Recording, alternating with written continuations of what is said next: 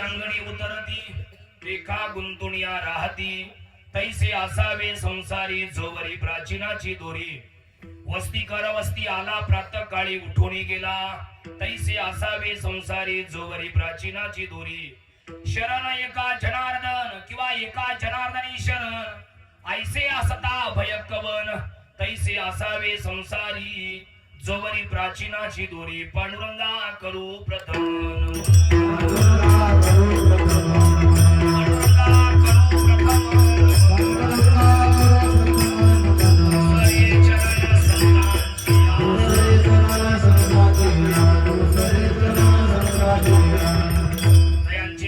स्मरण होय सकळ विधींचे अधिकरण तेची बंधू श्री चरण श्री गुरूंचे नमस्कार आता आसितगिरी सममशा कंजलम सिंधु पात्रे सुरतरुवर शाखा लिखणी पत्र मोरवी लिखती आदि गृहीत्वा शारदा सर्व कालम तदपि तव गुणानां मिषपारं न याति नमस्ते शारदे देवी सरस्वती मती प्रदे वसत्वा मम जिव्हाग्रे सर्व विद्या प्रदा भव सेवेलागी सेवक झालो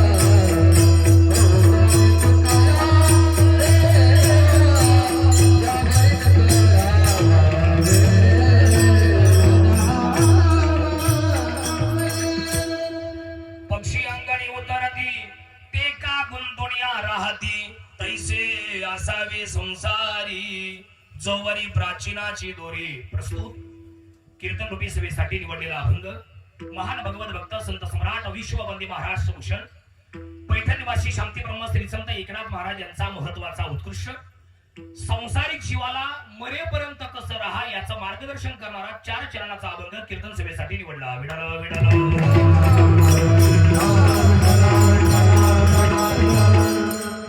या अभंगाला या कीर्तनाला या सेवेला सुरुवात प्रारंभ करण्यापूर्वी थोडासा परिहार देणं अतिशय महत्वाचे कशा निमित्ताने हा कार्यक्रम आहे सर्वांना ज्ञात आहे माहिती आहे कल्पना आहे तरी पण सांगणं हे सांगणाराचं किंवा वक्त्याचं आद्य कर्तव्य ठरत असल्यानं परम आदरणीय परम पूजनीय परम श्रद्धेय पिताश्री आदरणीय दादाजी पाटील नानाभाऊ म्हणजे नानाभाऊ वाळूबा जाधव या दादांच्या या परमश्री पित्यांच्या प्रथम वर्ष श्राद्धाच्या अर्थात पुण्यस्मरणाच्या कार्यक्रमाच्या निमित्तानं आपण सर्व मंडळी या ठिकाणी जमलो नातेवाईक परिवार मित्र आप्तेष्ट संबंध आणि सर्व नाते गोते परिवार पाठीमागे लय मोठा परिवार आहे त्यांचे वडील आदरणीय वाळूबाबा मातुश्री आदरणीय ननुबाई जाधव गंगा भगीरथ सुशीलाबाई जाधव सयाजीराव जाधव नारायण पाटील जाधव संदीप दादा जाधव श्रावण दादा जाधव दीपकराव जाधव मीनाक्षीताई बदाणे सुरेशराव जाधव आणि हा सगळा मोठा परिवार आणि ग्रामस्थ आणि भजनी मंडळ तांगडी शिरूर हा सर्व परिवार त्यांच्या पाठीमागे होता आणि आहे या सर्व सगळ्या परिवाराला अनाथ करून इहलोकीची यात्रा संपून 1 वर्ष पूर्ण होते त्यांना जाऊन आज त्यांच्या प्रथम स्मृतींना उजाळा देण्यासाठी आपण सर्व मंडळी कामं धंदे उद्योग महत्वाची कामं सोडून आपण इथपर्यंत आलात आजच्या दिवशी त्यांना मुक्ती मिळणार वरती आजच्या दिवशी त्यांचा प्रवास संपणार आणि मग त्यांच्या पुण्यात जर थोडाफार काही कमीपणा होत असेल तर आपण प्रत्येकानं इथं येऊन आपापल्या वतीनं तिळतिळ पुण्य अर्पण करून त्यांच्या आत्म्याला मुक्ती मिळावी अशी प्रार्थना करणे म्हणजे तो आजचा दिवस आहे कीर्तना करता उभ्या महाराष्ट्रभर त्यांचं नाव आहे असे उत्तम कीर्तनकार उत्तम गायनाचार्य आदरणीय गोकुळ महाराज आले बघा वा गोड गायनाचार्य आदरणीय विनोद महाराज आले बघा. वा खूप छान. गोड मृदंगाचार्य ओम दादा आले बघा. वा खूप छान. तुम्हाला वंदन. आपल्या गावातले आदरणीय सुयेश महाराज पण आले. तुम्हाला वंदन. सगळ्या ग्रामस्थ टाळकरी बसली मंडळ तुम्हाला एकदा मनोभावे वंदन करतो. इकडे सर्वच मंडळी या ठिकाणी आज माझ्या आई बहिणी आहेत, वडीलधारी मंडळी या ठिकाणी आहेत. इकडे गोड साऊंड सिस्टीम माझे मित्र समीर दादा, अतिशय गोड साऊंड त्यांचा आहे. तुम्हा दोघांनाही वंदन करतो आणि कार्यक्रमाला सुरुवात करतोय. विनेकरी बाबा तुम्हाला वंदन करतो. एका सगळ्यांनी ताट बसा. मन लावून नाही का, थोड्या वेळ आपल्याला कीर्तन करायचंय. तुम्हाला बरं वाटेल असं अजिबात कीर्तन करणार नाही. तुम्हाला कीर्तनाला आल्याचा पश्चाताप अजिबात होणार नाही असं कीर्तन करण्याचा प्रयत्न करतो. सर्वांनी मन लावून नाही का. समस्त हा जाधव परिवार, नाना भाऊंच्या घरातले सर्व परिवार, टेलर असतील आणि अधिकरून सगळेच मंडळी, या सर्वांनी दिलेलं मला हे कार्यक्रमाचा निरोप. दिनेशराव देशमाने यांनी 2-4 वेळेस फोन करून या कार्यक्रमाचा निरोप मला दिला. 2-3 वेळेला तारखा बदलल्या. अधिक मास मध्ये आला होता त्याच्यामुळे तारखा बदलल्या. पण आता हे आजचं हे कीर्तन आहे. सर्वांनी एकदा मन लावून ऐका, टाळ्या वाजवा ऐकणे आणि सर्वांगाचे कान करून ऐका. विडाल विडाल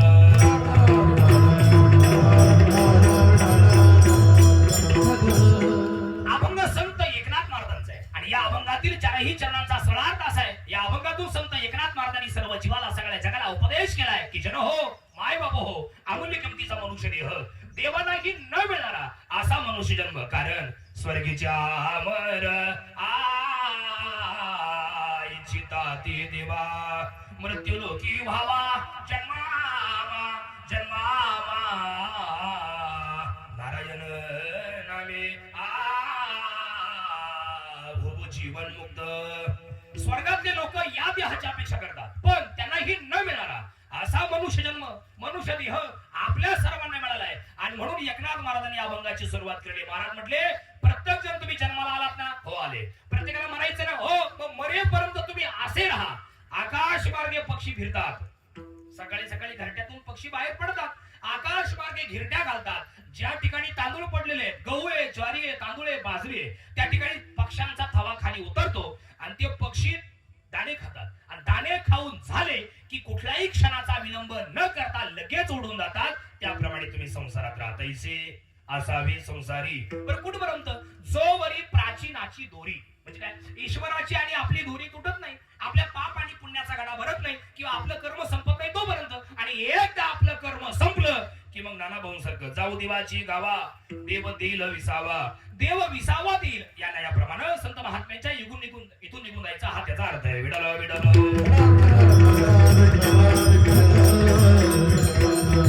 तिसऱ्या चरणामध्ये गोड कथा सांगितलेली, म्हणजे दृष्टांत दिलेले आहे, उदाहरण दिलेले आहे. ते तुम्हाला मी शेवटी सांगतो.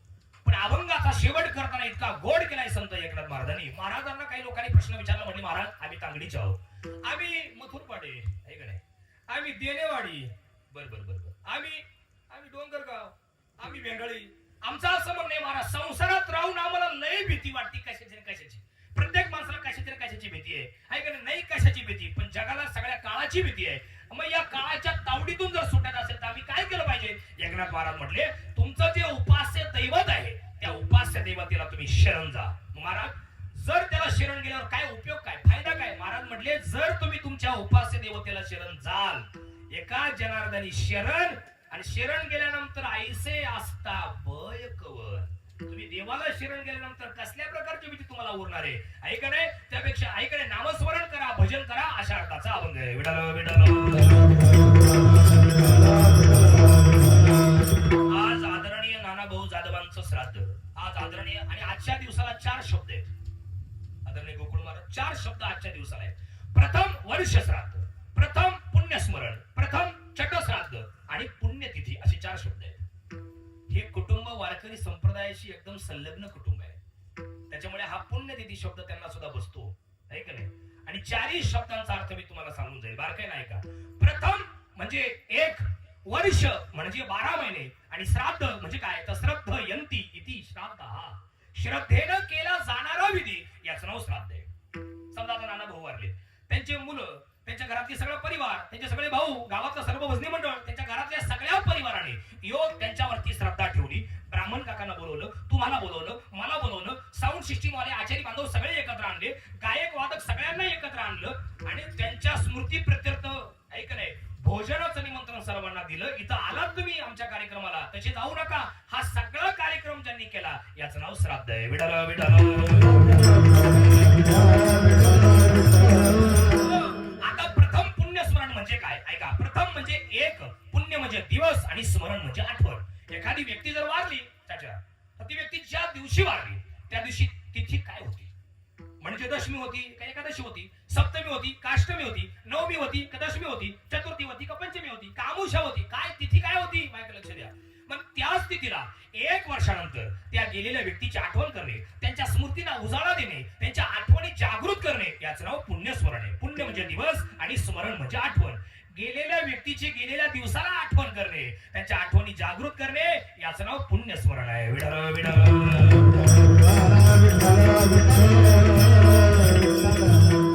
आजच्या दिवसाला विनोदराव अजून एक शब्द आहे बघा, चट्टश्राद्ध. चट्टश्राद्ध म्हणजे काय. आजच्या दिवशी सगळ्या ताई, सगळे भाऊ पाहुणे, आजच्या दिवशी बरोबर 12 वाजता आर्यमा नावाचा पितर अंगुष्ठ देह धारण करून येत असतो. अंगुष्ठ देह म्हणजे अंगठी एवढा. तो पूजा केलेल्या ताटातला घास बरोबर 12 वाजता उचलतो आणि मग त्या आत्म्याला ओम दादा मुक्ती मिळते, शांती मिळते. उरतात त्या फक्त त्यांच्या आठवणी आठवणी आणि फक्त फोटो, याच्यापेक्षा काही नाही. गेले दिगंबरा ईश्वर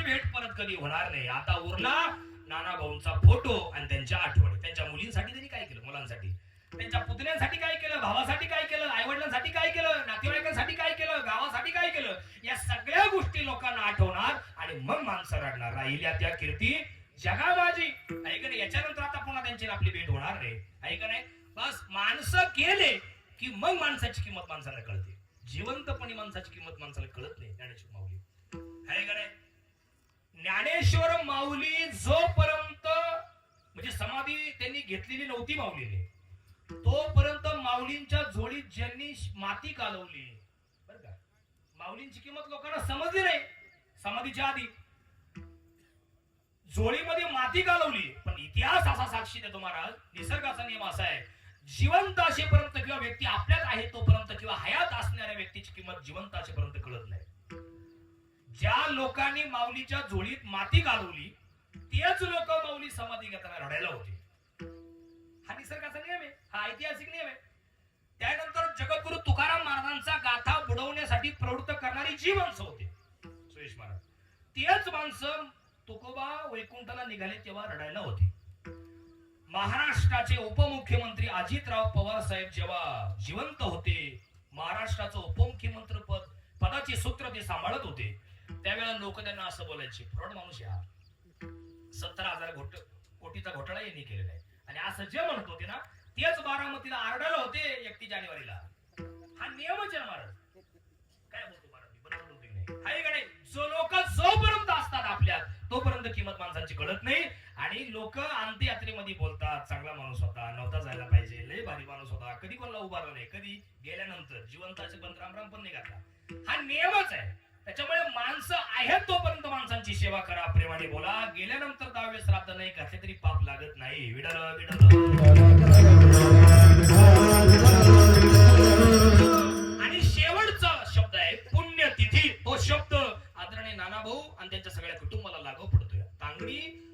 शिरूर हे सगळ्या महाराज लोकांचं माहेर आहे. काय बोलतोय मी? बायका लक्ष द्या, बोल नका बाय बर का. इकडे बा, इकडे इकडे ऐका. तांगडी हे सगळ्या महाराष्ट्रातल्या सगळ्या कीर्तनकारांचं माहेर घर आहे. एक कीर्तनकार असा नाही का या गावात येऊन गेलेले नाही, आणि एक माणूस असा नाही का तो त्या कीर्तनकारांच्या संलग्न नाही. सगळ्या कीर्तनकारांचे परमहंस पूजनीय श्री गुरु नामदेव महाराज पठाड्यांच्या पदस्पर्शाने पावन झालेली ही भूमी आहे. काय लहान गाव आहे? तुम्ही इथून पुढे तांगडी नका लावत जाऊ, ते शिरूर बिरूर ते लावत जा तुम्ही, पण ते श्री क्षेत्र शिरूर असं लावायचं. पूजनीय श्री गुरु संतांपेक्षा कमी नव्हते पठाडे महाराज, त्यांच्या पदस्पर्शाने पावन झालेली भूमी आहे. आणि ही सगळे टाळे घेऊन उभी असलेली मंडळी हे सगळे त्यांचेच अनुयायी मंडळी आहेत. आणि हे घर सुद्धा पठाडे महाराजांचं अनुयायी आहे. बरोबर आहे की नाही? आणि आम्ही सुद्धा त्यांचेच अनुयायी आहेत. आपण तीर्थक्षेत्र शिरूर मध्ये आपण उभे आहोत सगळी माणसं, आहे की नाही? हा. आणि पुण्यतिथी म्हणजे काय? ऐका. पुण्य मिळवणारा, पुण्य साठवणारा, पुण्य कमवणारा, पुण्य जतन करणारा, पुण्याची जपणूक करणारा जो असतो ना त्याला पुण्यात्मा असं म्हणतात. आणि पुढे ऐका, तो पुण्यात्मा ज्या तिथीला देह ठेवतो त्याला पुण्यतिथी असं म्हणण्याची प्रथा आहे.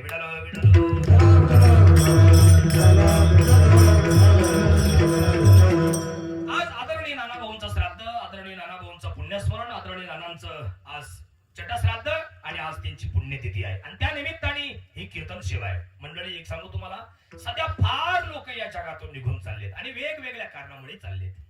तुम्ही 10-15 वर्ष पाठीमागे चला माझ्यासोबत. गोकुळदादा आपण सगळीच माणसं चला, टाळकरी आणि सगळेच बाया माणसं तुम्ही सगळे माझ्यासोबत चला. तुम्हाला सगळ्यांना माहिती आहे गोष्टी, फक्त आठवण करून देतो तुम्हाला. जर कधी 15 वर्षापूर्वी आपण जर कधी रस्त्याने निघालो, चांदवड, देवळा किंवा मालेगाव, नाशिक, इकडे अजून निफाड, तर लासलगाव, सगळ्यात जास्त बॅनर आपल्याला फक्त 2 वाचायला भेटायचे. अशा रस्त्याला लावले जायचे पहा, फक्त 2. कोणते कोणते माऊली? अमक्या ठिकाणी निवड झाली, यांना हार्दिक शुभेच्छा. सगळ्यात जास्त बॅनर असायचा. हा कधी 15 वर्षापूर्वी. आणि दुसरा, यांना वाढदिवसानिमित्त हार्दिक शुभेच्छा किंवा मनपूर्वक अभिष्ट चिंतन, असं असं अशी 2 बॅनर असायचे. आणि क्वचित 20-22 किलोमीटर गेलं का एखादा बॅनर दिसायचा भावपूर्ण श्रद्धांजली. किती किलोमीटर गेलो आपाजी? 20-22. म्हणजे इतके लोक कमी मरत होते दादा. आणि आता काय झाले? आता काय झालं माहिती की ते दोन्ही बॅनर आता कमी झाले बोलले कमी झाले. आता एकच बॅनर फोकसलाय, भावपूर्ण श्रद्धांजली. कुठेही जा, पहिला बॅनर काढायचा औषध का दुसरा लागेलच राहतोय. आता याची कारण आहे का? याची उत्तर मी शोधले, तुम्हाला सांगतो. भजन करा.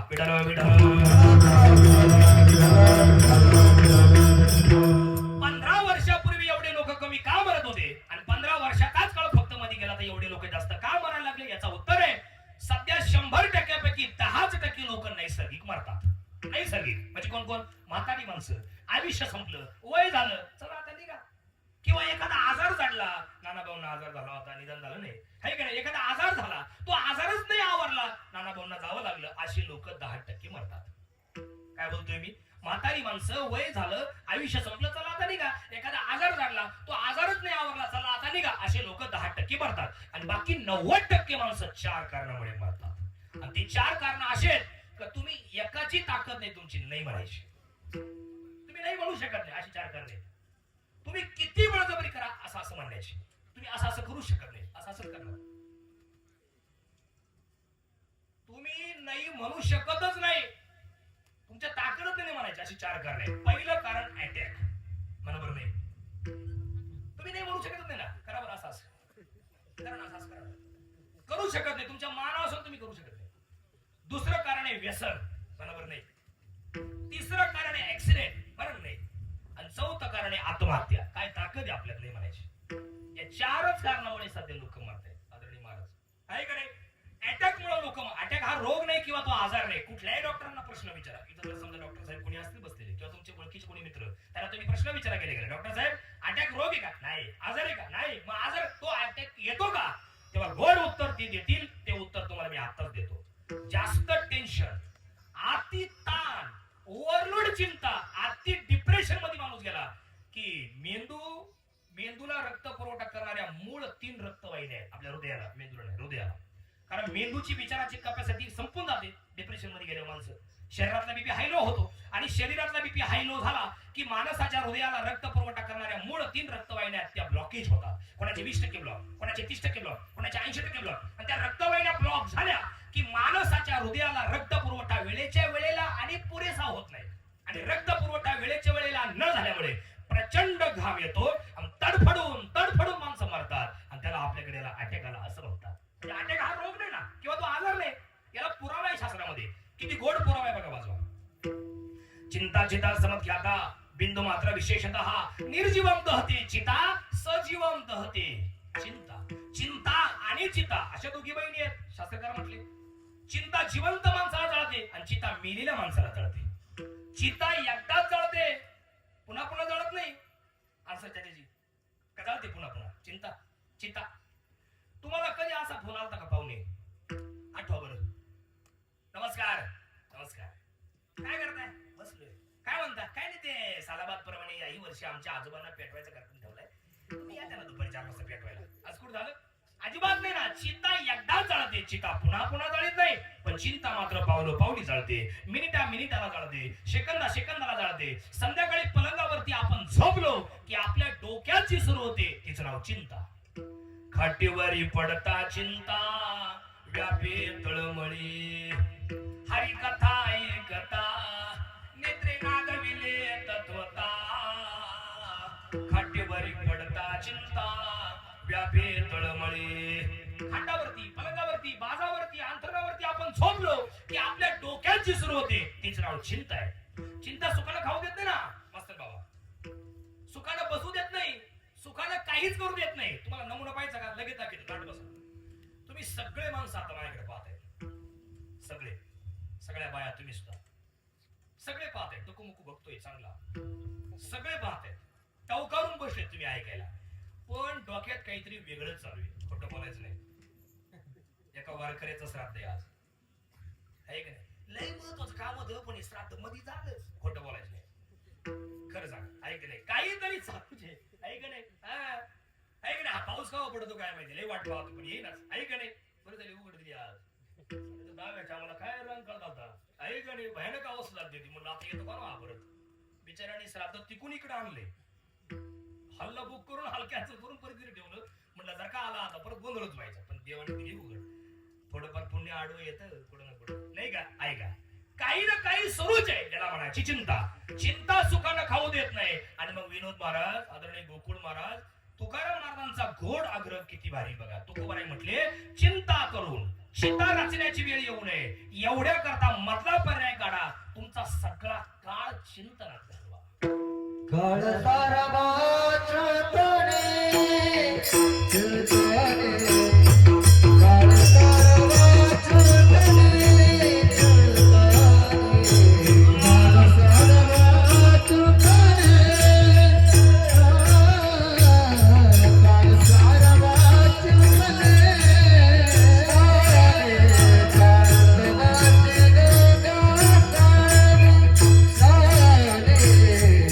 Thank you.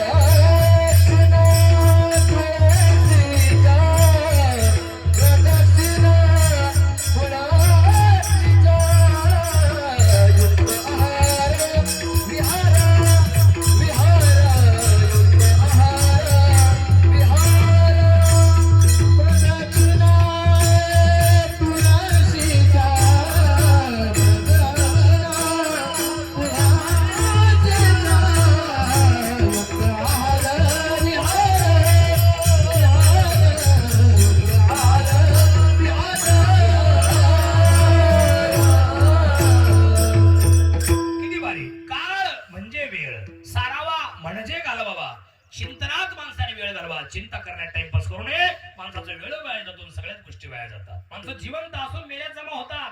6 ठिकाणी राहणारी माणसं जिवंत असून मेल्यासारखे बघा. कुग्रामवास कुलहीन सेवा कुभोजनम क्रोधमुखी च भार्या मूर्खास्य पुत्रो विधवाच कन्या विनाग्निनाम षट्प्रदहंती कायम. कुग्रामवास हे 6 ठिकाणी राहणारी माणसं, या 6 गोष्टी ज्या ठिकाणी आहेत त्या घरातली माणसं ऐकणे जिवंत असून मेल्यात जमाय बघा. कुग्रामवास, कुग्राम म्हणजे बिन विचाराचं गाव, ज्या गावात एकी नाही, ज्या गावात नदी नाही, ज्या गावात डॉक्टर नाही, ज्या गावात सावकार नाही, किंवा ज्या गावात स्मशान नाही, अशा गावात, ज्या गावात कायम चिडचिडे भांडण एकी नाही, है की नाही, त्या गावात भल्या माणसाने राहू नये. कुग्रामवास. कधी काय होईल ते म्हणले नदीचा आमचा काय संबंध, मग तुम्ही गेल्यावर तुम्हाला न्यायचं कुठं? बरोबर आहे की नाही? ज्या गावात नदी नाही तिथे राहायचं नाही. म्हणले मग डॉक्टरचा आमचा, अहो तुम्ही रात्री निमे रात्री जर अचानक आजारी पडले तुम्हाला अचानक न्यायचं कुठं? तुमच्याकडे गाडी नाही, पाऊस चालू आहे, मग न्यायचं कुठं? त्यामुळे गावात डॉक्टर पाहिजे. बरोबर. ज्या गावात स्मशान नाही मग तुम्हाला जायचं कुठं जर नसल्यावर? बरोबर आहे की नाही? बरं, अजून काय सांगितलं त्यांनी? सावकाराचा आमचा काय संबंध आहे, आमच्याकडे आहे ना आमच्या पोटापुरतं. अहो जर समजा तुम्ही अचानक मोठा आजार तुम्हाला झाला आणि अचानक समजा तुम्हाला पैशाची अर्जंट वेळ आली, तुम्ही अचानक मागणार कोणाकडे? त्यामुळे सावकाराचं तुमचा जवळ पाहिजे, जवळीक पाहिजे श्रीमंत माणसाची. आहे का नाही? कुग्रामवास. ज्या गावात कायम भांडण आहे, ज्या गावात एकी नाही, खूप भांडण आहे, हा त्याचा ऐकून घेत नाही, तो याचा ऐकून घेत नाही, सगळेच कारभारी व्हायला पाहतात, आहे की नाही? अशी ज्या ठिकाणी अवस्था आहे त्या ठिकाणी माणसाने राहू नये. कुग्रामवासक. काय म्हणतायत ते म्हणतात न मिळते काय एक जया नगरीचे लोक बल ते राहू नये. काय होईल त्याचा नेम नाही, म्हणून या गावात राहणारी माणसं जिवंत असून मेल्यात जमाय. विडाला विडाला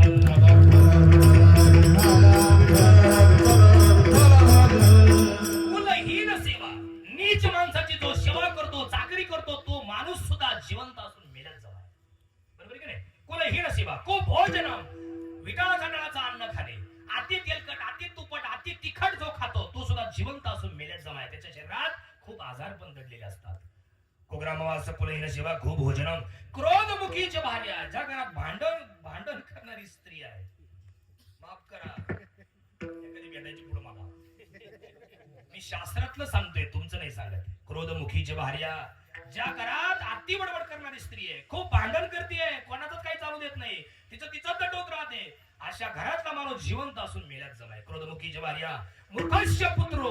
मूर्ख पोरगा. बापाने खूप नाव कमवलं, बाप माळकरी आहे, बाप कीर्तनकार आहे, किंवा बाप अजून काही गोष्टी आहे, किंवा संतांच्या संगतीत राहतोय, खूप मोठं त्याचं नाव आहे, पण त्या पोराने फार वाट लावून टाकली, बापाच्या नावाला काळीमा लावण्याची वेळ आणली. असा पोरगा ज्या घरात आहे त्या घरातले माणसं जिवंत असून मेल्यात जमाय. मूर्खस्य पुत्रो विधवाच कन्या. बिचारीचा समजा एखादा माणूस आहे, त्याची कन्या आहे आणि तो बिचारा वारलाय आणि ती बिचारी आपल्याकडे आहे, ती मुलगी आपल्याकडे राहते आहे, अशा घरातली माणसं दिसायला जिवंत असतात, असायला गेलेली असतात. मूर्खस्य पुत्र विधवाची कन्या विना अग्निनाम षट्प्रदहंती कायम. या 6 गोष्टी राहणाऱ्या जिथं असतात त्या घरातली माणसं जिवंत असून मेल्यात जमाय. चिंता माणसाला सुखानं खाऊ देत नाही, इथं होतो मी, आहे की नाही? म्हणून पहिला मुद्दा संपला. अटॅकने माणसं मरतात, व्यसनापायी सध्या लोक मरतात, आत्महत्येपायी लोक मरतायत. सगळ्या आया ताया काक्या माम्या मावश्या भाऊ दादा काका मामा सगळ्यांना मी हात जोडून विनंती करतो, कोपरा बसून, जर तुमच्या घरात काही भांडण झालं, नवरा बायकोचा काही वाद झाला, तुमच्या मनाविरुद्ध एखादी घटना घडली, तुमच्या बांधावरून जमिनीवरून काही झालं, किंवा तुमच्या अजून काहीतरी भावाभावांचा वाद झाला, अशा काळात तुम्ही एकच काम करा, तुमचा मोबाईल स्विच ऑफ करायचा. 4-5 दिवस कुठेतरी लांब निघून जा, घरी येऊ नका. पण रागा संतापात कुठला चुकीचा निर्णय घेऊ नका, कारण राग हा फक्त 10 मिनिटाचा असतो. तेवढे रागाचे 10 मिनिटं जर सांभाळले तर लई मोठ्या संकटामधून वाचाल, आणि तेवढे रागाचे 10 मिनिटं जर नाही सांभाळले तर लई मोठ्या संकटात मागच्या लोकांना टाकून जाल. म्हणून राग प्रत्येकाने सांभाळा. विडाला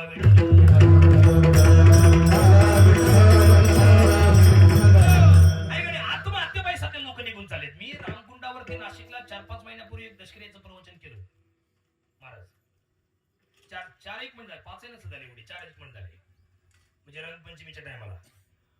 ओम दादा ज्यांनी आत्महत्या केली त्याचं वय 28 आहे, त्याच्या बायकोचं वय 24 आहे, त्याची आई या जगात नाही, त्याच्या वडिलांना पॅरलेस झालेला आहे, आणि त्यांनी कंचे तरी गेम खेळला मोबाईल मध्ये, 1.5 कोटी रुपये हरला.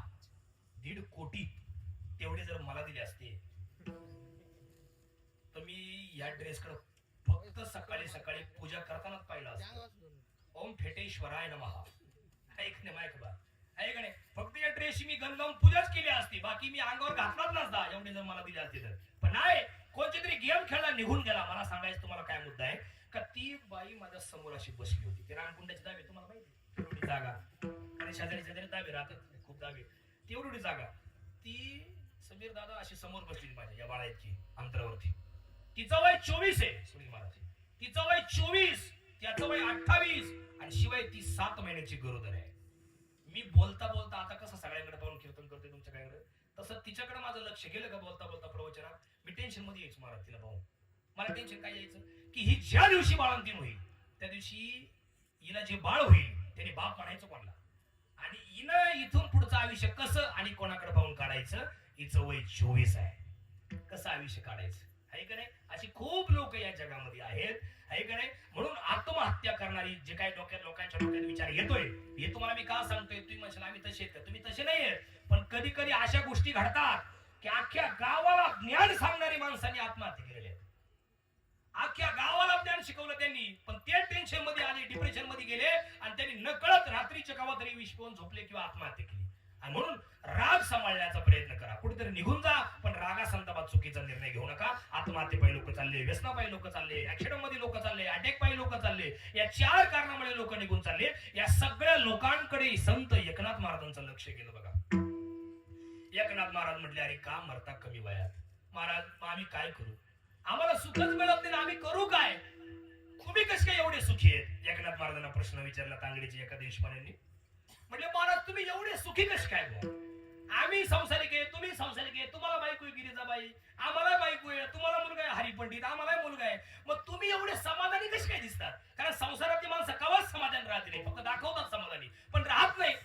मग असं नक्की याचा अर्थ काय, याच्या मागे काय अर्थ आहे. तेव्हा एकनाथ महाराज म्हणले तुम्हाला सुखी राहायचंय का, मग एक काम करा, मी सांगतो तसं राहा, पक्षाप्रमाणे जीवन जगा. पक्षाप्रमाणे जर तुम्ही जीवन जगाल तर कायमचे समाधानी व्हा. पक्षी अंगणे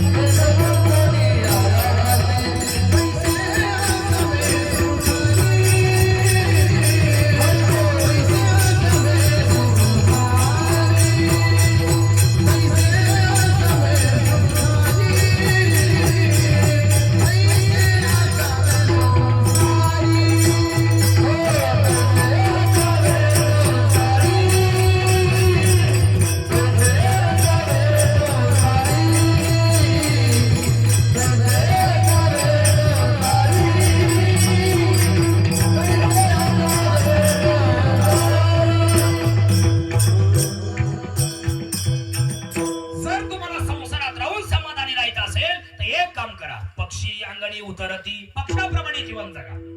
पक्षाप्रमाणे म्हणजे भाजप शिवसेना मग कोणतं पक्षी म्हणजे आकाश मार्गे पक्षी फिरतात. सकाळी सकाळी ती आपल्या अंगणात येतात ना, सगळ्या आया ताया काक्या माम्या मावश्या, रोज सकाळी अंगण झाडून झाल्यानंतर मुठभर तांदूळ चिमणीला टाकायचा, रोज टाकायचा. तुमच्या मालकाला बाजार करायचा आम्हाला सांगा, 2 किलो तांदूळ आणा, 1 किलो तुम्हाला आणि 1 किलो चिमणीला. रोज मुठभर तांदूळ टाका. तुमचं काम झालं. चिमण्या येतील, पाणी पेतील, दाणे खातील, उडून जातील, पण जाताना तुमच्या लेकरा बाळांना आशीर्वाद देऊन जातील. किती वाईट प्रसंग आला तरी तुम्हाला उपाशी झोपण्याची वेळ येणार नाही. हा मुख्य पशुपक्ष्यांचा आशीर्वाद आहे. तुम्हाला सगळ्यांना मी सांगितली माझी गोष्ट. सुतारखेड्याचं कीर्तन मी 2015 साली 10 एप्रिलला करून चाललो होतो. सुतारखेड्याचं रात्रीचं कीर्तन करून 9 ते 11 कीर्तन करून घरी चाललो होतो आणि दुसऱ्या दिवशी आसर खेड्यालाच कीर्तन होतो. सकाळी कुठेतरी ते आमच्या भागात कार्यक्रम आला म्हणून मी रात्रीच घरी चाललो होतो. कोलटेक फाट्यावरती मसोबाच्या माथ्यावरती 3 पलट्या गाडीनं मारल्या. 4थी पलटी जर मारली असती तर आज कितो तरी पुण्यस्मरण असतो. कारण तो पत्राने साडला होता गाडीचा वरचा. ही स्वामी कृपा, माऊलींची कृपा, पांडुरंगाची कृपा आणि अजून एका कृपा, ती म्हणजे माझ्या चिमण्यांची कृपा. माझ्याकडे गेल्या 2009 पासून 100-200 चिमण्या रोज येतात. मी आमच्या गावातल्या बायांना सांगूनच ठेवले, ते रेशनचे तांदूळ लोक आले का विकून टाकतात, मला द्या. काय ते किती पैसे द्या तुम्हाला, ते मला मी देतो तुम्हाला, त्याची मला द्या. गोण्याच्या गोण्या घरी भरून ठेवलेल्या मला. तुम्ही कधी न कळत या. ती माझ्याला काय सांगतो बा, आहे का नाही, तुम्ही कधी न कळत माझे या, ते थप्प्याच्या थप्प्या लावून ठेवलेले तांदळाच्या. रोज तांदूळ टाकल्याशिवाय आमच्या घरात आमचं दिनक्रम चालू होत नाही. आणि 9 पासून येतात. आज 26 चालू आहे. बघा तुम्ही किती दिवस झाले. त्या काळात जर समजा ऍक्सिडेंटच्या काळात जर त्या चिमण्यांचा आशीर्वाद मला मिळाला नसता तर मी आज या जगात नसतो. कारण माणसं देवळात नाहीये, माणसांच्या हृदयात देव असतो. मुख्य पशुपक्ष्यांमध्ये देव असतो. त्यांची सेवा करण्यात देव आहे. मी वाचलोय, त्या चिमण्यांची कृपा आहे. मी आजही चिमण्यांची कृपा मानतो.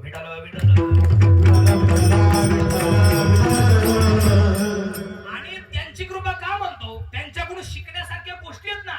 आपल्या घरात असे काही पशुपक्षी आहेत का त्यांच्याकडून शिकण्यासारख्या गोष्टी. कोण पोपट पाळते का नाही पाळत पोपट, कोण मुंगूस पाळते, कोण कुत्रा पाळतोय. एखाद्या घरात मी वानर पाहिलं, माकड. म्हणलं का बरे, म्हणजे आमचं बाळला आणि मग त्याला हे करून नको. म्हणलं भाऊ हे असं असे काय काय पाळतात लोक. पाळलं पाहिजे, काही अडचण आहे, आपली ती आवड आहे प्रत्येकाची. पण एक वाक्य तुम्हाला सांगतो, प्रत्येकाला शिकण्यासारख्या गोष्टी आहेत यांच्याकडून. आपल्याकडे बैल आहे. तुम्ही बैल सोडायला जा, बैल काहीच करत नाही, पण अनोळखी माणूस जाऊ द्या, बैल लाथ मारतो किंवा शिंग ओढतो, शेपूट हलवतो. रोज गाईचं दूध काढणारा, म्हशीचं दूध काढणारा माणूस जाऊ द्या, त्याला गाय काहीच करीत नाही, शांत उभी राहते. पण अनोळखी एखाद दिवशी तो दूध काढणारा माणूस नाशिकला जाऊ द्या कामानिमित्ताने, आणि आपण सांगावं शेजारच्याला, आजच्या दिवस दूध काढायला मदत करा आमच्या घरच्यांना, त्यांनी जाऊ द्या, तू लाथ मारायचा प्रयत्न करते, काय दूध काढू देत नाही, कासेत हातच घालून देत नाही. पहिली गोष्ट शिकण्यासारखी गोष्ट आहे की नाही.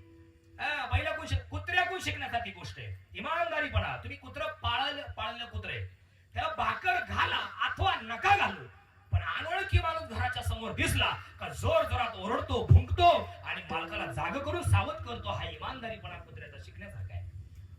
मांजर अचूकपणा मांजराकडून शिकण्यासारखी गोष्ट आहे. मांजर पुढे नेऊन सोडा. एका दिवशी दूध 2-4 वेळा दूध जर मांजर पिली ना, आपण वैतागून जातो. ते मांजर काम करत नाही असं म्हणतो आपण वैताग. एक दिवस ते नाशिक मध्ये 2 जण नवरा बायको राहायचे. तो शिक्षक होता, तो सकाळी लवकर निघून जायचा. ती बाई बिचारी दूध घ्यायची विकत, तापवायची आणि बाजूला ठेवून द्यायची. ते मांजर यायचं, त्याने ती मांजर पाळलं होतं. ती मांजर यायचं, दूध पिऊन निघून जायचं. असं लय वेळेत झालं. ती बाई वैतागली ना, एवढं महाग आहे दुधाला. ती एकदम नवरा कामावून आला, म्हटलं वाढत चहा मला प्यायला. ती म्हणते ते चहा मरू द्या, या मांजराचं पहिलं वाटलं करा. त्याला असं वाटलं रे, 22 वर्ष माझ्या लग्नाला झाले, मी शब्दाने माझ्या बायकोला कधी बोललो नाही. कधी तीच माझ्या होता होती, पण मी कधी बोललो नाही. पण ते आणि मांजर माझ्या बायकोला टेन्शन देते म्हटले. त्याला त्या मांजरचं गच्च धरलं, अशी गच्ची धरली.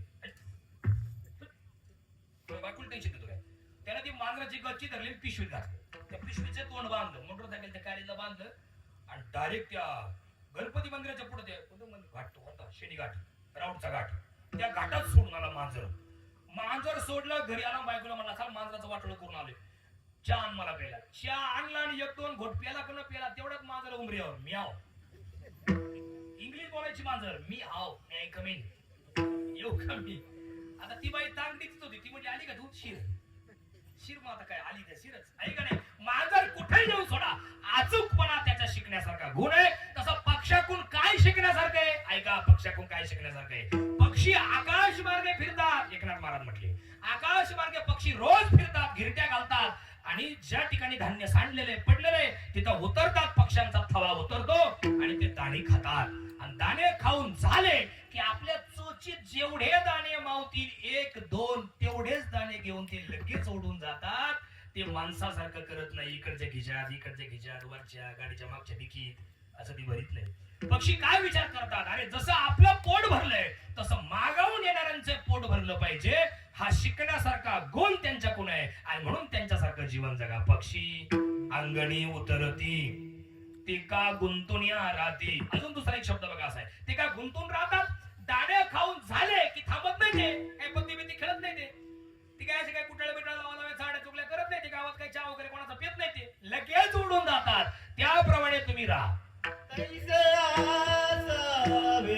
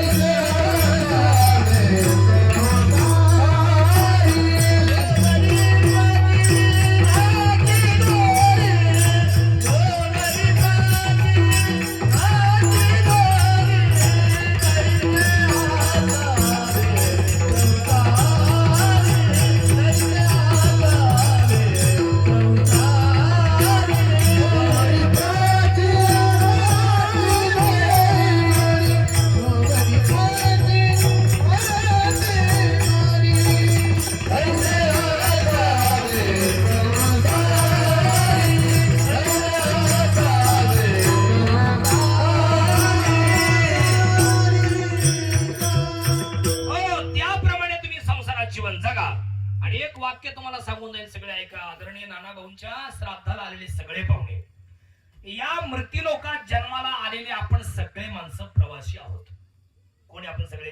बोलत जा थोडं राहिलं आपलं किती 10-15 मिनिट. कोणी आपण सगळे?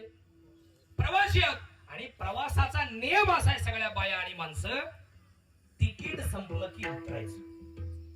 प्रवासाचा नियमच आहे महाराज. तिकीट जिथं संपलं तिथं उतरायचं. आणि तिकीट हे वयामानावर नसतं बरं का जाधव आणि जाधवांचे पाहुणे. तिकीट हे वयामानावर नसतं, तिकीट हे प्रवासावरती असतं. मी उदाहरण सांगून जाईल म्हणजे पटकन कळत तुम्हाला. देवळ्याच्या बस स्टँड वरती गाडी उभी आहे. देवळ्याच्या बस स्टँड वरती गाडी उभी आहे, नीट ऐका म्हणजे कळत. देवळा बस स्टँड वरती गाडी उभी आहे. 10 मिनिटं गाडी निघायला वेळ आहे. काही माणसं भराभरावरती चढत होते आणि काही भराभरा खाली उतरत होते.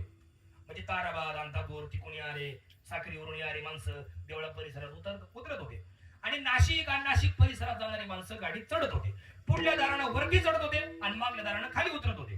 काही भराभरावरती चढत होते, काही भराभरा खाली उतरत होते. 10 मिनिटांनी बेल झाली चाचा आणि गाडी निघाली.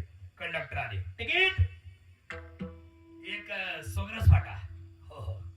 तिकीट एक वडाळी भोई द्या, हा. तिकीट एक शिरवाडी फाटा द्या, हा. तिकीट एक आडगाव द्या, हो. तिकीट एक पंचवटी द्या, हा. तिकीट एक सीबीएस बस स्टँड द्या. गाडी निघाली. आता गाडी सोगरस फाट्याला आली का सोगरस फाट्यावाल्यांनीच उतरायचं, आडगाववाल्यांनी उतरायचं नाही. आडगाववाल्यांचा प्रवास बाकी आहे, सोगरस फाट्यावाल्यांचा संपलाय. गाडी वडाळी भोईला आली का वडाळी भोई वाल्यांनीच उतरायचं, शिरवाडी फाट्यावाल्यांनी उतरायचं नाही. का? त्यांचा प्रवास बाकी आहे, वडाळी भोईवाल्यांचा संपलाय. तसा नाना भाऊंचा प्रवास संपलाय, आपला प्रवास बाकी आहे. येतं ना तुमच्या?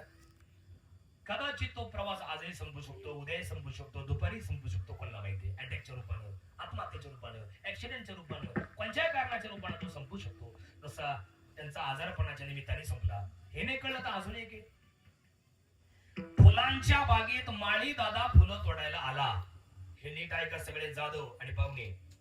फुलांच्या बागेत माळी दादा फुलं तोडायला आला आणि माळी दादा फुलं तोडीत होता. झेंडू, गुलाब, जाईजुई, मोगरा, चाफा असं फुलं तोडीत होता. तेवढ्या दोन कळ्या एकमेकींशी गप्पा मारत होत्या. एक कळी दुसऱ्या कळीला सांगत होती, "अय कळे," हसून हसून, "अय कळे, ते बघ माळी आला, त्यांना घेऊन चालला." पण ती कळी समोरची हुशार होती. ती म्हणली, "ए कळे, त्यांना हसू नको. उद्या आपलं रूपांतर फुलातच होणार आहे आणि परवा असाच माळी येऊन आपलं मुंडकं तोडून नेणार आहे. आज त्या चालल्या, उद्या आपला नंबर आहे.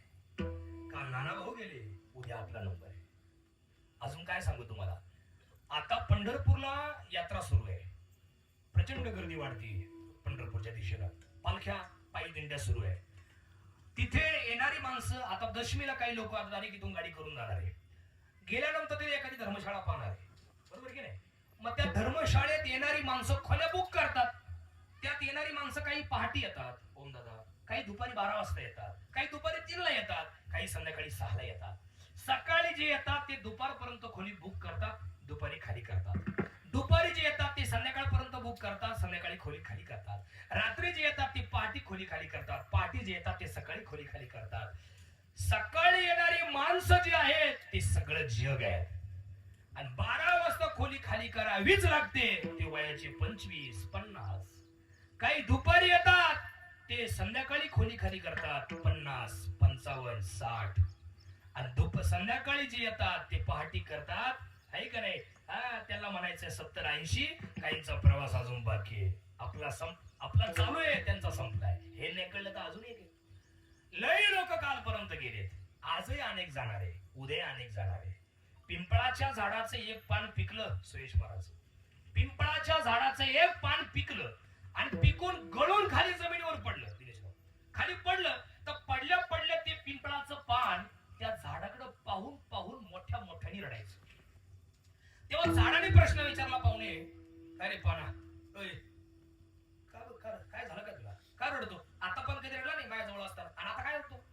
तेव्हा ते अजूनच रडायला लागले आणि रडून मोठ्याने सांगू लागले, हे पाना, आपलं हे झाडा, हे वृक्षा, हिरवागार होतो, तुझ्या जवळ होतो. आता मी पिकलो, गळून खाली जमिनीवर पडलो. थोड्या वेळी वारा येईल, सोसाट्याचा वारा येईल, जोराचा वारा येईल आणि मी लांब उडून जाईल. परत या जन्मात आपल्या दोघांची कधी भेट होणार नाही दादा. या गोष्टीचं मला वाईट वाटतंय.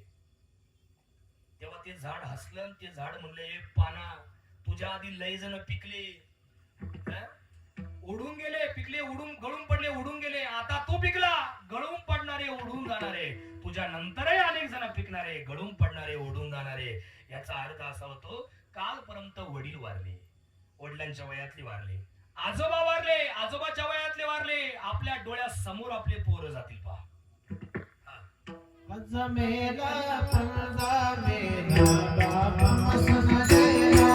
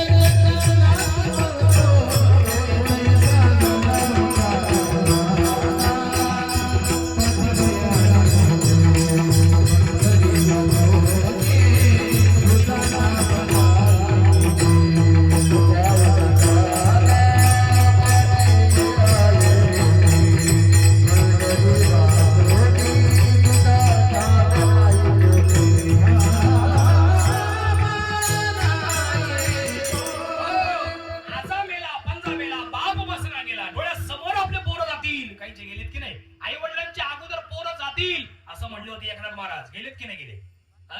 22 वर्षाच्या मुली विधवा आहेत. आता तुम्ही नाही म्हणू शकत नाही.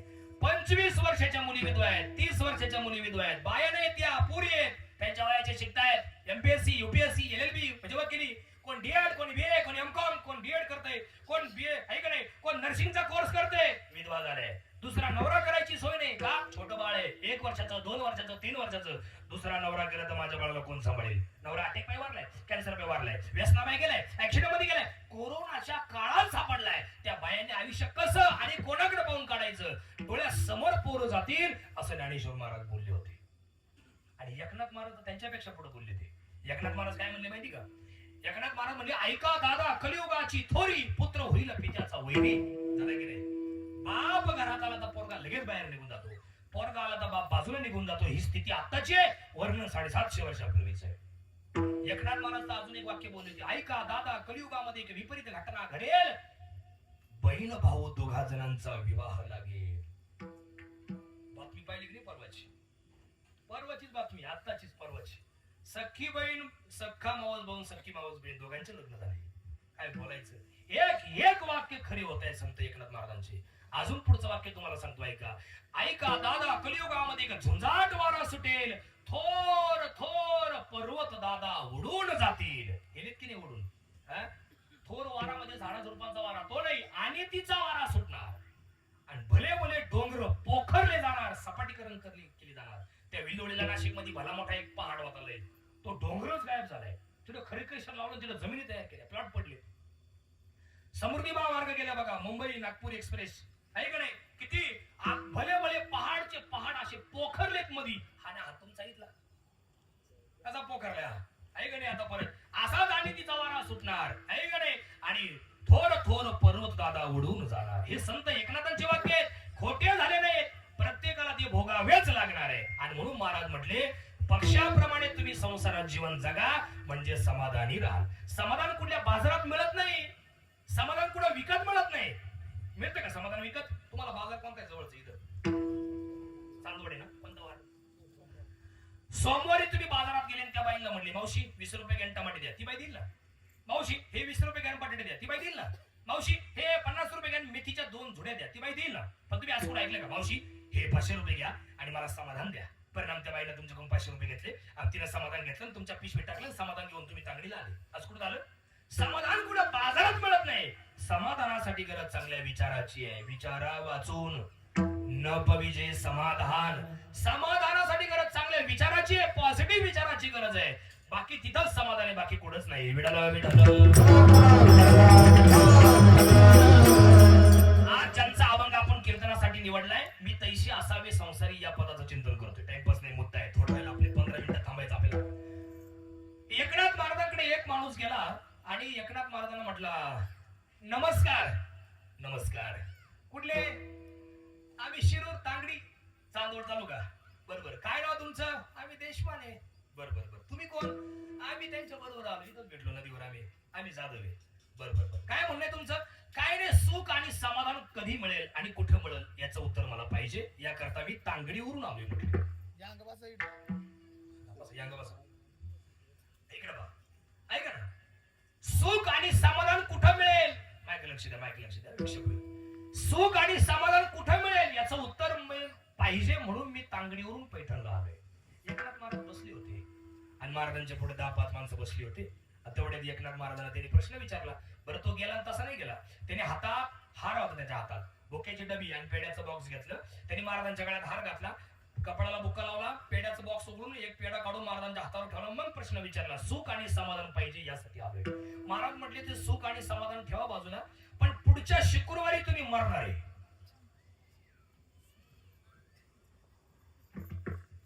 हा बोलता, हो तुम्ही मरणार आहे पुढच्या शुक्रवारी. त्याच्या हातातलं पेड्याचं बॉक्स काय पडलं, ते बुकेची डबी काही पडली. आला निघून तो. येऊ का काय, राहू का काय, काहीच नाही विचारलं महाराजांना. आला निघून तो, तांगडी निघून आला. देशपांडे तांगडीला आला. रोज सकाळी उठायचा, संध्याकाळी झोपायचा, सकाळी उठायचा, संध्याकाळी झोपायचा. गुरुवारी रात्री झोपायच्या टायमाला बायकोला जवळ घेतलं, पोराला जवळ घेतलं, आई वडिलांना जवळ घेतलं आणि सांगितलं, म्हणले बाबा मला माफ करा, लई त्रास दिला मी तुम्हाला. बायकोला सांगितलं, अगं लई मारायचं तुला मी, मला क्षमा कर, माफ कर. पोरा हो, तुम्हाला पण लई मारलं रे.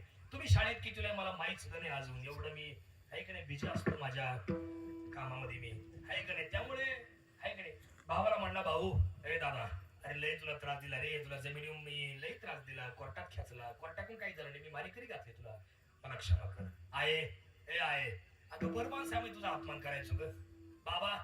अहो एक दिवस मी चौकात तुमच्या कमरात लात घातली, हो मला माफ करा, क्षमा करा. असं माझ्याकडून परत कधी होणार नाही.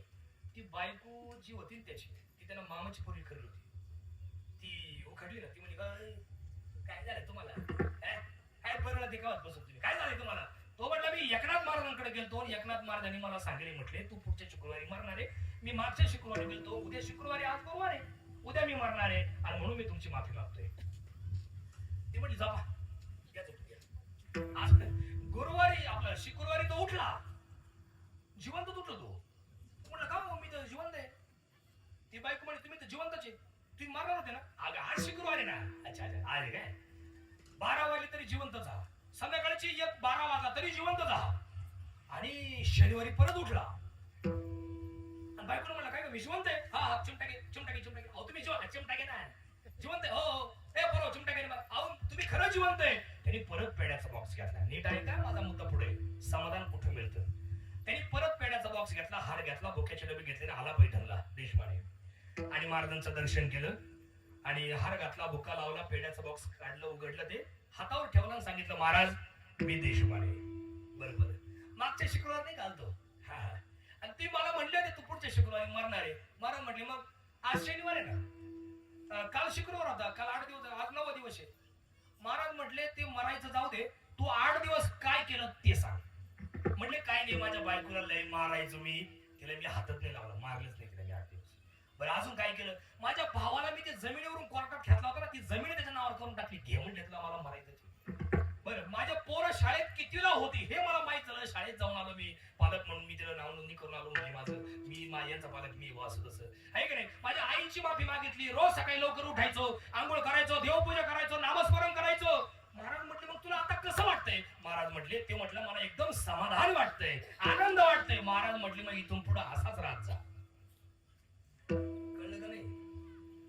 रोज सकाळी आंघोळ केल्यानंतर उठताना असं म्हणायचं, काय म्हणायचं, इथून पुढे माझं मरण 8 दिवस राहिले असं समजून दिवसाची सुरुवात करी. चला कायम समाधानी राहा. विठाला अजून कसं राहा याचं उत्तर 3ऱ्या चरणात देतो. वस्ती कर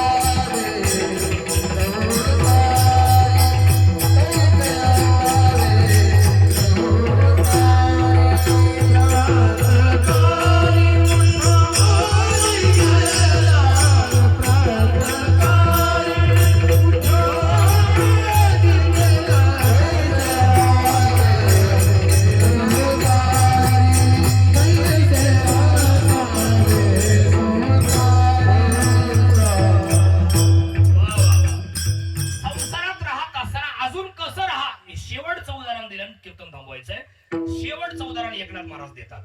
काय देतात. थोडा आलाय, घाबरून जाऊ नका, उठू नका.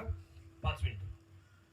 आपल्या तांगडीचा म्हणजे शिरूरचा एक जण मोटरसायकलवरती नाशिकला गेला होता. एकनाथ महाराज सांगतायत. आणि नाशिकला गेला होता आणि गेल्यानंतर तिकडे रात्री 8-9 वाजता जेवण वगैरे पाहुण्याकडे झाले आणि तिकडून 10-10:30 वाजता परत तांगडी द्यायला निघाला. शिरवाडे फाट्यापर्यंत आला आणि त्याची गाडी बंद पडली. पेट्रोल संपलं म्हणा किंवा काहीतरी बिघाड गाडीचा झाला. टेन्शन मध्ये आला, आता काय करायचं. शिरवाडी फाट्यावर गाडी बंद पडली. पाहुणे म्हणले होते जाऊ नका, रात्रीचं पावसाचा दिवस, आपण ऐकलं नाही, शांतपणा केला, आलो निघून. आता गाडी बंद पडली, आता का नोटीस द्यायची तांगडीपर्यंत, आता काय करायचं. विचारी होता तो, तांगडीचाच होता, कीर्तन प्रवचन ऐकणार होता तो, या सगळ्या जाधवांच्या संपर्कातला होता.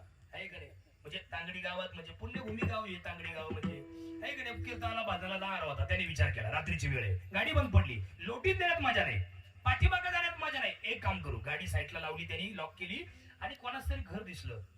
शिक्षक उठा. ते घर मालक उठले. कोण तुम्ही. मी तांगडीचा जाधव, माझा आधार कार्ड आहे, मी काही कोणी चोर वगैरे कोण नाही, घाबरू नका. मी पाहुण्याकडे गेलो होतो, माझी गाडी बंद पडली म्हणून तुम्हाला मी विनंती करतो रात्रभर मला झोपू द्या. तोही बिचारा वारकरी होता. शिरवाडी गाव म्हणजे पवित्र गाव. ते तो म्हणलं या आमची दुसरी खोली तिथे झोपा. तिथं झोपला तांगडीचा. सकाळी दिवस उजाडायच्या आत आणि तो घर मालक उठायच्या आत हा तांगडीचा प्रवासी निघून आला. वस्ती कर वस्ती आला, प्रातः काळी म्हणजे सकाळी उठून गेला. तैसे असावे संसारी, जो वरी प्राचीनाची दुरी. याप्रमाणे जर तुम्ही संसारात राहाल तर कायम समाधानी राहाल. हेच मार्गदर्शन या अभंगातून सांसारिक जीवाला एकनाथ महाराजांनी केलंय. 4 गोष्टी लक्षात ठेवा. श्रीमंतीचा अजिबात गर्व होऊन देऊ नका, विद्वत्तेचा कधीच गर्व होऊन देऊ नका, सौंदर्याचा तर अजिबात गर्व होऊन देऊ नका, आणि कधीच कोणाशी वैर ठेवू नका. एवढे 4 वाक्य ऐका, थांबतो. श्रीमंतीचा गर्व का नाही होऊन द्यायचा? मी रोज सांगतो, आजही सांगतो, उद्याही सांगणार. पैशाने सगळं मिळतं, माणूस की मिळत नाही. पैशाने पेन विकत घेता येतो, चांगला अक्षर नाही काढता येत काढता. एक ठिकाणी 10 वेळा गेलो, त्यांना म्हणलं कोण वारले नाव लिहून द्या. एक जण पळत आला, मला म्हणा पेन घ्या, तुम्हीच लिहा. त्याला तो पेन मला दिला, तो पेन मला लय आवडला. त्याला म्हणलं तुमचा पेन भारी आहे. तो म्हणे तुम्ही किंमत नाही विचारली. म्हणजे केवढ्याच आहे? म्हणे 300. हा पेन 300 रुपयाचा आहे? म्हणे हा. म्हणलं मग तुम्ही द्या नाव. माझा अक्षर चांगलं नाही, तुम्ही लिहा. मग तो काल इथं लावायला ठेवला. पैशाने पेन विकत घेता येतो, चांगलं अक्षर काढता येत नाही ना. पैशाने पेन विकत घेता येतो, चांगलं अक्षर काढता येत नाही. पैशाने वडापाव खाता येतो, पैसा खाता येत नाही. पैशाने मंदिर बांधता येतं, देव विकत आणता येतो, त्या देवामध्ये देवत बांधता येत नाही. पैशाने तुम्हाला पुस्तकं घेता येतात. काय झालं? पैशाने पुस्तकं घेता येतात, सगळ्या गोष्टी ऐकणे, पण त्या पुस्तकांमधलं ज्ञान प्राप्त करता येत नाही. पैशाने श्रीमंत असणारी माणसं तुम्हाला खूप भेटतील, पण माणुसकीनं श्रीमंत असणारी माणसं भेटण्यासाठी पावलं झिजवावे लागतील. कधी श्रीमंतीचा गर्व होऊन द्यायचा नाही. विठाल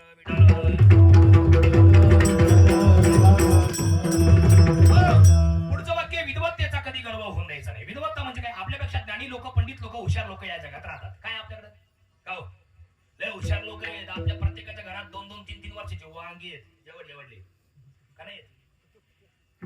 त्यांच्यापेक्षा वांग मोठ राहते. वाचता येत नाही त्यांना, पण 50 वर्षाच्या आजोबाचा बिघडलेला मोबाईल नीट करतात. आणि वरून बाबाला म्हणते, बाबा तुम्हाला कळत नाही, नीट वापरा. कुठे न्यायची त्यांच्या पुढे आपली विद्वत्ता? मी तर खरं सांगल, मी तांगडी तुबाया तांगडीला मी आदर्श गाव मानतो. खरं सांगतो, कारण मी ज्यांची माझी ज्यांच्यावर श्रद्धा आहे त्यांचे पाय लागलेले नाही या गावाला, आणि म्हणून मी आदर्श गाव मानतो. मी सगळ्या तांगडीला स्मरून सांगेल, मी रोज फेटा बांधताना कीर्तनाला आणि किंवा प्रवचनाला बसताना मी माझ्या मनाला एक गोष्ट सांगत असतो. महाराज तुम्ही आता कीर्तन करणार आहे, प्रवचन सांगणार आहे, पण ध्यानात ठेवायचं, तुमच्या पुढे जेवढे बसेलेत हे सगळे तुमच्यापेक्षा 1000 पटीने हुशार आहेत. हे ध्यानात ठेवून कीर्तन करायचं, असं मी रोज माझ्या मनाला. गोकुळ दादा, काही आपल्याच मंडळींचा असा गैरसमज आहे की आपल्या पुढे जेवढे बसेल राहतात ते सारी याडपडत बसेल राहतात. याडपड ते याडपड जेव्हा तारखा घ्यायच्या बंद करतील तेव्हा कळल. मग कोणाला सांगायचं कीर्तन? बायकोला. आणि ती काय कीर्तन ऐकलं करून दादा, ती म्हणजे टांगडेल जा आम्हाला सांग. कोणाला सांगायचं कीर्तन? कधीच विद्वत्तेचा गर्व नाही होऊन द्यायचा, सौंदर्याचा कधी गर्व होऊन द्यायचा नाही, आणि आयुष्यात कधीच कोणाशी वैर ठेवू नका. झालंय माझं कीर्तन. आदरणीय श्रद्धेय नाना भाऊंना शेवटचा निरोप देताना एक गोष्ट सांगून जाईल, कधीच कोणाशी वैर ठेवू नका. फार चांगलं जीवन जगा, इतकं चांगलं जीवन जगा, इतकं चांगलं जीवन जगा, सगळे आई ताई, सगळे पाहुणे, की ज्या दिवशी आपली अंत्ययात्रा निघेल त्या दिवशी आपल्या अंत्ययात्रेला येणारा पहिला माणूस गावातल्या स्मशानात असला पाहिजे, आणि शेवटचा माणूस आपल्या मळ्यातल्या घरी असला पाहिजे. इतक्या लोकांनी गर्दी करावं, एवढं चांगलं जीवन प्रत्येकाने जगा. कधीच कोणाशी वैर ठेवू नका. कोण तुमच्याबद्दल काय बोलतंय तिकडे लक्ष देऊ नका. मरू द्या, काय त्यांच्या घरी आपल्याला भाकरी खायच्या का, किंवा ते आपल्याकडे येत आहेत, कशाला कोणाबद्दल काय बोलायचं? बोलूच नका अजिबात. 3 जण मित्र आहेत, हे बघा, 3 जण मित्र आहेत. एकाचं नाव ज्ञान, एकाचं नाव धन, एकाचं नाव विश्वास. 3 जण सोबत कामाला, बाबा 3 जण सोबत कामाला, 3घांची पक्की मैत्री, जिगरी मैत्री, लय दोस्ती दोघांची, 3घांची बी. आणि 3घांची बदली व्हायची वेळ आली, रडायला लागली 3घे. अरे इतक्या वर्षापूर्वी आपण एकाच ठिकाणी तांदूळ मध्ये काम केलं, आणि आता बदली व्हायची वेळ आली. तुला पुण्याला टाकले, मला नाशिकला टाकले, तुला संभाजीनगरला टाकले. अरे आता जर परत आपल्याला एकमेकांना भेटायचं ठरलं तर कुठं भेटायचं?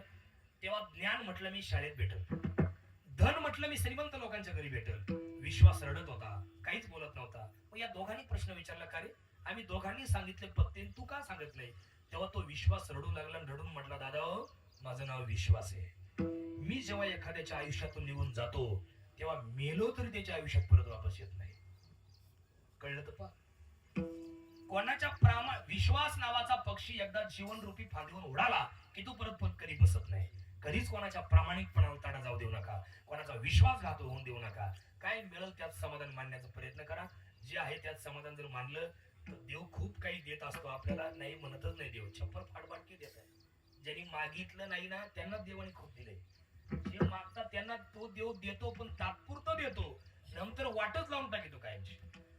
एक वाक्य माझ्या बरोबर एक आम्ही मनमंदिराला चाललो होतो महाराज कीर्तनाला. तर माझ्या संग एक वादक होते आमच्याच भागातले ओमदादा आकाश राजगुरू म्हणून. साधा पोरगा आहे बिचारा. आमच्या भागातले सगळे लोक कोणकोणत्या महाराजांबरोबर जी डॉक्टरला जाय आमच्याकडे जाय, पण त्याला कोणीच नेत नव्हतं. साधा पोरगा येतो. त्याचे वडील रडले माझ्याजवळ, मला म्हणे महाराज आमच्या पोराला काहीच येत नाही ग, आणि आम्हाला काही जमतच नाही का, आमची लायकीच नाही का पोरगा जायची. म्हटलं जेव्हा माझा नंबर लागेल तेव्हा मी तुमच्या बाळाला नेईन. असं मला ती वाईट वाटलं ना असं बोलल्यावरती, मला फेल झाला पण. आणि मग मी जेव्हा माझा नंबर लागला तेव्हा मी त्याला घेऊन चाललो. पण तो पोरगा आहे ना सुतार समाजाचा आहे. तो काय त्याला सुचलं, त्यांनी मला एक वाक्य सांगितलं. तुम्हाला म्हणे महाराज एक वाक्य बघा मला सुचले. म्हणले तुझं चिंपण कुठं वाचले? तो म्हणे सुचलं मला. म्हटलं सांग. त्यांनी मला एक वाक्य सांगितलं संगीताला. तो म्हणे महाराज, त्याला म्हणजे आमचा विषय चालला होता, मी कधी पैशावरून कोणाला बाकी राहून त्रास देत नाही असा विषय चालू होता. तर त्यांनी मला सांगितलं म्हणे महाराज, मागून जे घेतलं जातं त्याला भीक म्हणतात, आणि न मागता जे मिळतं त्याला प्रसाद मिळतात, ते प्रसाद म्हणतात. आणि तो प्रसाद जो खातो त्याला आयुष्यभर मरण नाही राहत. किती सुंदर वाक्य. आणि म्हणून प्रसाद सेवन करण्याचं काम करा. ते मागितल्यानंतर थोडंफार समाधान मिळतं, पण परत पत्ता कट होऊन जातो, परत मग येणंही होत नाही. असं त्याच्यामुळे प्रसादामध्ये आता हे जुने कीर्तनकार मंडळी, शहाजी महाराज, ज्ञानेश्वर माऊली आहेत, बाबा आहेत, सगळे मंडळी आहेत, जुनी लोक आहेत. तांगडीमध्ये अशी माणसं आहेत, ओमदादा, गोकुळ महाराज, आपण आताची माणसं आहेत. या तांगडीमध्ये प्रत्येक घरातलं एक माणूस कीर्तन करील अशी माणसं आहेत. लय श्रवण केलंय. पठाडे महाराजांची तारीख जर नाही मिळाली तर आरामाला इथं यायची ते. हे लोक म्हणायचे आरामाची तारीख द्या आम्हाला, आरामाची. आणि आराम का रात्री 12 कीर्तन संपल्यानंतर यांचा आराम आहे का नाही. मकर यांच्या का पट्टापर रंगायचे. अशी एवढं सुंदर पवित्र गावी आहे.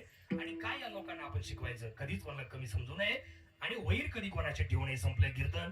आज आदरणीय नाना भाऊंना जाऊन 1 वर्ष पूर्ण होते.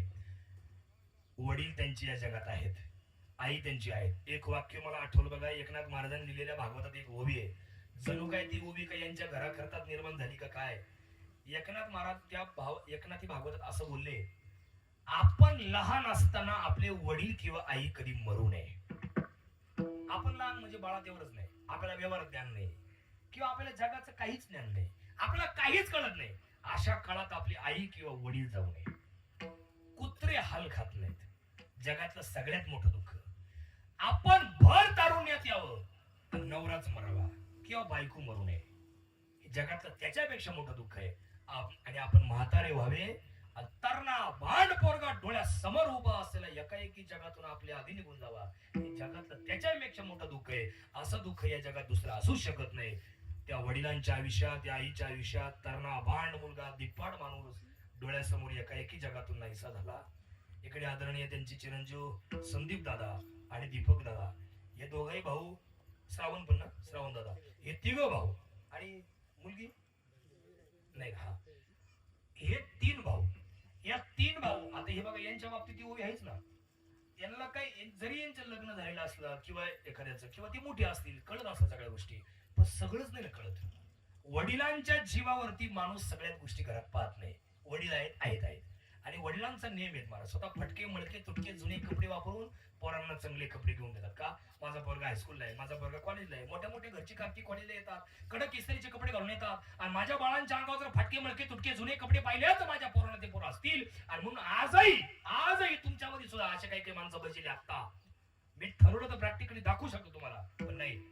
पण बरेचसे लोक असे बसले आहेत का त्यांचे शर्ट चांगले आहेत, वरून आतमधून बनेल कोपऱ्या फाटेल, पैसे नाहीत का आहे, असं का वागतात, असं का घेत का नाही, बनेल चांगले का, कोपरे घेत नाही चांगले का नाही, असं का. याचं कारण आहे, पोरगा लग्नाला आहे, नातू लग्नाला आहे, पोरगी कॉलेज करते, अजून पोरगा कॉलेजला आहे, पोरगा ITI करतोय, तो शिकतोय, मोठ्या मोठ्या घरची कार्तिक वाले येतात. माझ्या बाळाच्या अंगावर चांगलेच कपडे असावे हा उदात्त हेतू मनामध्ये आहे. आणि असा संसार करत करत पोराबाळांचं कल्याण करत करत बाप या जगातून निघून गेला.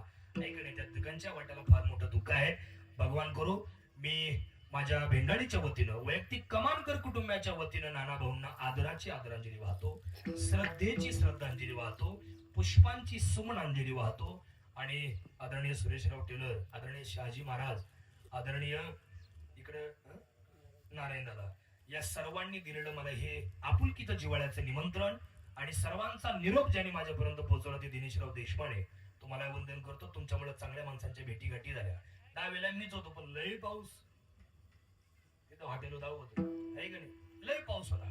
त्यामुळे पण आज पुन्हा एकदा त्यांना असं वाटलं बा त्यावेळेला नाही आपलं समाधान झालं, आज परत बोलूया. पुन्हा आम्ही सगळे पायी दिंडीत होतो, पण रावरीपासून मी कर्जत पासून मी माघारी आलो आणि त्या निमित्ताने हे कीर्तनाचा योग करण्याचं निमंत्रण आहे. मी दादांना आदरांजली वाहतो आणि आमचे सगळे महाराज मंडळी या ठिकाणी येऊन अतिशय गोड आवाजात त्यांनी सुश्राव्य प्रतिपादन आपल्यापर्यंत सादर केलं. सर्वांना एकदा मनोभावे वंदन करतो. समीर दादा, फार चांगला साऊंड तुम्ही लावला, तुम्हाला वंदन करतो. गावातलं सर्व भजनी मंडळ फार एकापेक्षा एक चांगली मंडळी आहेत, तुम्हाला सर्वांना वंदन. आलेले पाहुणे आकाशाच्या उंचीची पाहुणे आहेत, पहाडासारख्या विचाराच्या बाया आहेत, तुम्हाला सगळ्यांना वंदन करतो. हे बाळे आमचं चिन्मय, हा तो युट्यूब वाला आम्ही सांगितला होता, पण त्याची आजी आजारी पडली सकाळी आज. तो म्हणे महाराज कॅमेरा ते सगळं तुम्ही शूटिंग करा, मी एडिटिंग करतो. त्याला म्हणलं चालतो आजचे दिवस, त्याला घेऊन आलो आणि घरातले सगळे पाहुणे त्याचे जवळचे जे विशाल ते सगळे, त्याच्यामुळे त्याला मुद्दाम त्याला भेटायला आणलं. सर्वांना वंदन करून कार्यक्रमाला पूर्ण विरा. विठ्ठल विठोबा जय जय विठोबा.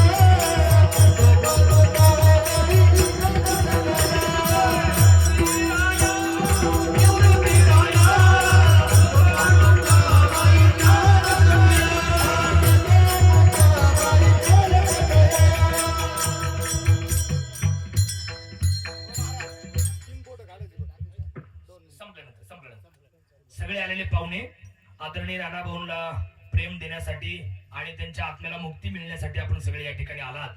तुमच्यापैकी पाहुण्यापैकी जर कोणी त्यांच्याबद्दल भावना व्यक्त करणार असेल तर तुम्ही पुढे या. आता आम्ही थांबतो. विठ्ठल जय जय विठ्ठल.